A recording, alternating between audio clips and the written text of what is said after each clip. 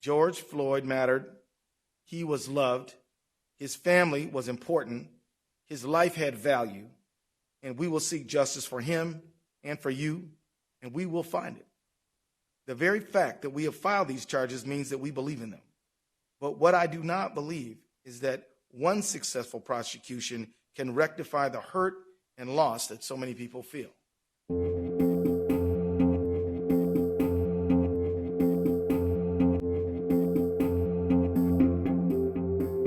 First, today, I filed an amended complaint that charges former Minneapolis police officer Derek Chauvin with murder in the second degree for the death of George Floyd. I believe the evidence available to us now supports the stronger charge of second-degree murder.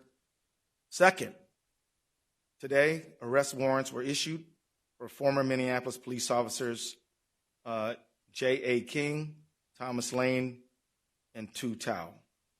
Finally, I'd like to announce that today, Hennepin County Attorney Michael Freeman and I filed a complaint that charges police officer King, Lane, and Tao with aiding and abetting murder in the second degree, a felony offense.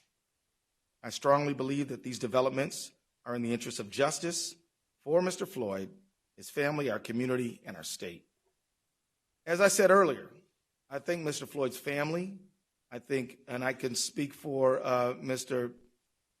Freeman and I jointly thank them, along with U.S. Attorney McDonald.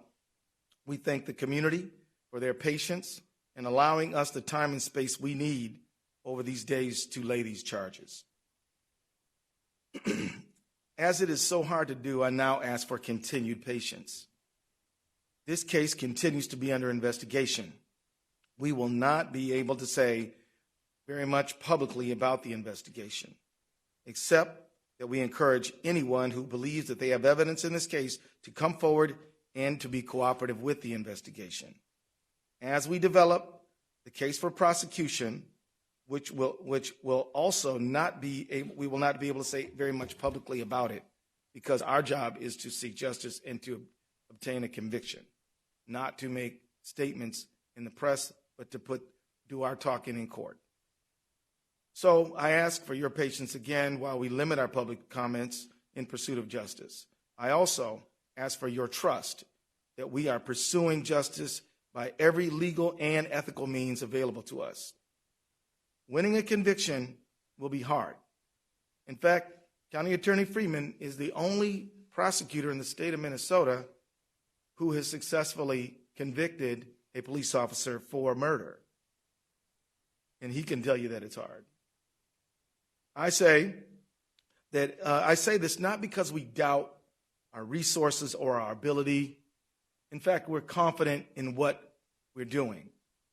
But history does show that there are clear challenges here, and we are going to be working very hard and relying on each other and our investigative partners and the community to support that endeavor. What I do not believe is that one successful prosecution can rectify the hurt and loss that so many people feel. The solution to that pain will be slow and difficult work of constructing justice and fairness in our society. That work is the work of all of us. We don't need to wait for the resolution and investigation of this case to start that work. We need citizens, neighbors, leaders in government and in faith communities, civil and human rights activists to begin rewriting the rules for a just society now. We need new policy and legislation and ways of thinking at the municipal, state, and federal levels. The world of arts and entertainment can use their cultural influence to inspire change that we need. There is a role for all who dream of a justice that we haven't yet experienced. In the final analysis, a protest can shake a tree and can make the fruit fall down. But after that fruit is in reach, collecting it and making the jam must follow. The demonstrations and the protests are dramatic and necessary, but building just institutions is more of a slow grind, but equally important. And we have to begin that work as well. We need your energy, and we need everyone's help right now. Thank you very much.